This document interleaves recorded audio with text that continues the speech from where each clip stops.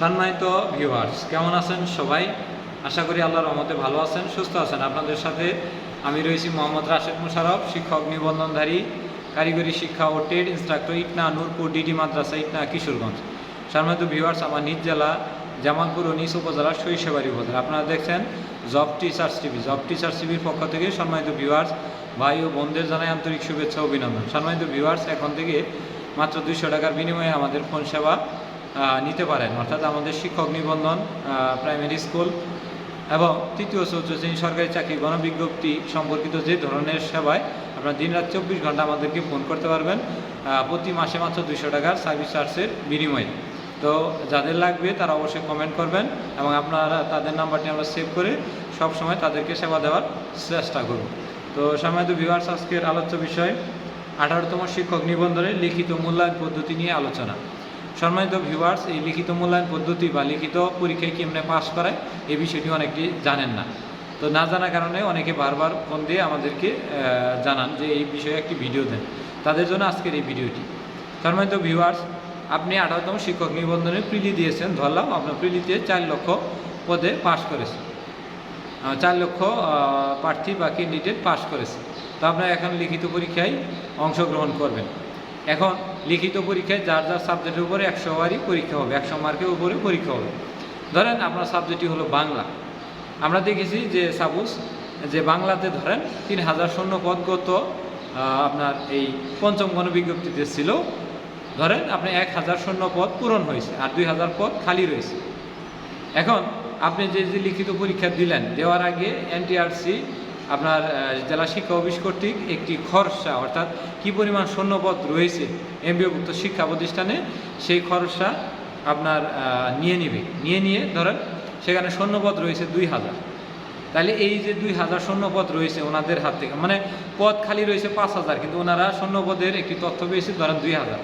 সেই 2000 থেকে শতকরা আরও 10% বৃদ্ধি করে ধরেন 2000 সাথে আরও ধরেন 2200 বা 2300 বা 2400 সর্বোচ্চ 2500 ধরে আপনার লিখিত পরীক্ষায় পাস করাবে। অর্থাৎ আপনি যদি পরীক্ষার্থী 1 লক্ষ থাকেন, তাহলে সেখান থেকে 2500 জনকে, সর্বোচ্চ যে 2500 নাম্বার, সেই 2500 জনকে আপনার বাংলাতে পাস করানো হবে।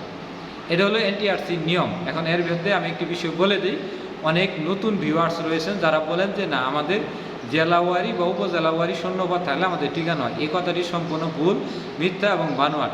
এটি শুধুমাত্র 13তম শিক্ষক নিবন্ধনে নুরুল ইসলাম নাহিদ স্যারের সময় এই বিষয়টি করা হয়েছিল যে যার যার উপজেলায় যতটুকু শূন্যপদ রয়েছে সেই সাবজেক্টের উপরে তাকে সেই সাবজেক্টেই টিকাইতে হবে, সেখান থেকে টিকাইতে হবে। 40 পাইলেই তাকে টিকানো যাবে। ধরেন আপনার উপজেলাতে বাংলাতে কোনো পদ খালি নেই, আপনি সর্বোচ্চ 90 নম্বর পেয়েছেন, আমরা পাশের উপজেলায় একজন প্রার্থী 40 পেয়েছে, তার উপজেলায় একটি পদ খালি রয়েছে, তাকে টিকানো হবে। বা 2টি পদ খালি রয়েছে কিন্তু ওই উপজেলায় একজন প্রার্থী, সে 40 পাইছে, তাকে টিকাইছে। আরেকটি পদ শূন্য আছে, তাকে শূন্যই রাখাবো, পার্শ্ববর্তী উপজেলা থেকে টিকানো হবে না।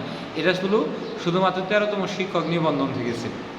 কিন্তু 14তম, 15তম এবং 16তম শিক্ষক এবং 17তম শিক্ষক নিবন্ধন পর্যন্ত জাতীয় মেধা অনুযায়ী টিকানো হয়েছে। তাই যারা বলে ভাই আমার উপজেলায় শূন্যপদ খালি নাই, এই জন্য আমাকে টিকানো হয় না, আমি অনেক নম্বর পেয়েছিলাম, প্রায় 99, 98, এটা হলো সম্পূর্ণ তাকে নিজেকে উপরে ওঠার জন্য, বন্ধু বান্ধবের মধ্যে যাতে লজ্জা এবং শরম না পায় যে কী রে বন্ধু, এই শিক্ষক নিবন্ধন পরীক্ষাও টিকতে পারস না, তাহলে কী স্টুডেন্ট হইলি, আমরা বিসিএস টিকলাম আর তোরা শিক্ষক নিবন্ধন প্রাইমারি এইগুলো এই মানে এই নর্মাল চাকরি এগুলোই টিকতে পারস না, এই ধরনের একটা ঠাট্টা মশকরা করবে। তো এইগুলো থেকে বাঁচার জন্য তারা এইসব কথা বলে। আসলে সত্য কথা হলো জাতীয় মেধা তালিকা অনুযায়ী, অর্থাৎ আপনার যেখানে যত শূন্যপদ রয়েছে সেখান থেকে 15 বা 20% অধিক টিকানো হয়। 20% অধিক কেন টিকানো হয়? যে পাশ করার পর আরও শূন্যপদ তৈরি হবে এবং সবাই পাশ করলে সবাই এই পেশায় আসবে না। কারণ শিক্ষকতা এমন একটি পেশা যে সর্বনিম্ন স্তরের যারা, মানে একেবারে অন্য কোনো গতি নাই, তারা এই পেশাতে আসে আউস করে অল্প বয়সে, 22, 23, 24, 25, 26 বছর বয়সে এই পেশায় আসে না। অধিকাংশ এই পেশায় আসে 30+ বয়সে, অর্থাৎ 28 থেকে 35 বছর বয়সী প্রার্থীরা সংখ্যা হলো প্রায় 70%। আর বাদ বাকি 30% হলো না জেনে না বুঝে অল্পতেই বা গরিবের বিসিএস নামে খ্যাত বা গণিত ইংরেজিতে তার চাকরি হয়েছে, প্রাইভেট পড়াইতে পারবে, সেই হিসেবে সে এই পেশায় আসে। তো এটা হলো তাদের মানে ধ্যান ধারণা। তো এটা হলো আপনার 18তম শিক্ষক নিবন্ধনের লিখিত পর্যায়ে এইভাবে মূল্যায়ন করা হবে। এবং যদি একই ব্যক্তি যদি ধরেন 62 পাইল, আপনিও 62 পাইলেন, এরকমভাবে 62 যদি 50 জন পায়, সম্পূর্ণ 62কেই ঠিকানো হবে। নয় হলে 62 বাদ দিবে, 61 বন্ধ 63 বন্ধ ঠিকাবে, নাহলে 62তে যদি 50 জনও পায়, ওই 50 জনেই সিরিয়াল অনুযায়ী ঠিকানো হবে। এটি হলো আপনার 18তম শিক্ষক নিবন্ধন লিখিত মূল্যায়ন। এর বাহিরে যদি কেউ আপনাকে কোনো কিছু বলে, সেটা সম্পূর্ণ ভুয়া। এবং এই বিষয়ে যদি কারোর সাথে কোনো শিক্ষকের সাথে আমাকে কথা বলতে বলেন, আমি এক পায়ের রূপে খাড়া, আমি তার সাথে কথা বলবো এবং আমার পরিচয় দিবেন। সে যদি ওইখান থেকে উঠতে পারে, আমি ইউটিউব চ্যানেলে আর চালাবো না। কেউ যদি বলে উপজেলা ভিত্তিক বা জেলা ভিত্তিক 18তম শিক্ষক নিবন্ধনে ঠিকাবে, এটা সম্পূর্ণ ভুল ধারণা। এবং 14, 15 এবং 16 এই 3টি শিক্ষক নিবন্ধন এইভাবে ঠিকানো হয়েছে, কেউ যদি বলতে পারে, তাহলে আমি আর ইউটিউব চ্যানেলই চালাবো না। তো যাই হোক, সম্মানিত ভিউয়ার্স, আপনাদের যে সিস্টেমটা আমি বলে দিলাম, এইভাবে পড়াশোনা করেন। আপনার জেলায় সিট খালি থাক বা না থাক, কোনো টেনশন নেই। আপনি জাতীয় মেধাতে আসেন, অবশ্যই শিক্ষক নিবন্ধনে লিখিত পরীক্ষা আপনি টিকতে পারবেন।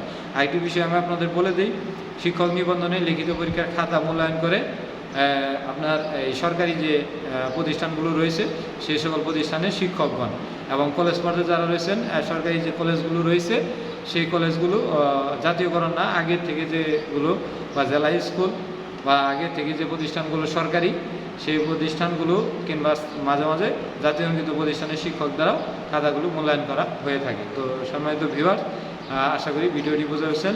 সবাই ভালো থাকবেন, জব টিচার্স টিভির সাথেই থাকুন। ধন্যবাদ সবাইকে।